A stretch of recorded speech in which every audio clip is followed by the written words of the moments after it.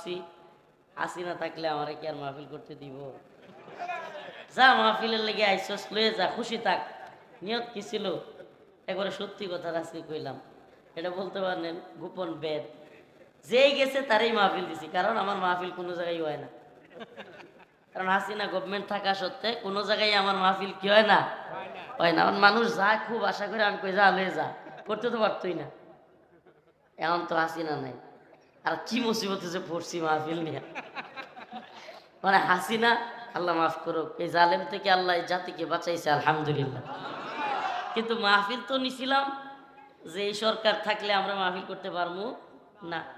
আমার মাহফিল কি বলবো আপনাদেরকে, এক সপ্তাহে 2 দিন হইতো, কয়দিন, 5 দিনই রেস্ট। পুলিশ কইতো হুজুর আপনার আশা লাগবে না, আমরা মঞ্চে আছি। তা আমারও আশা লাগতো না, বাড়িতে পয়সা থাকতাম আরামসে। তো এই চিন্তা করে আমি নভেম্বরে এমন কোনো দিন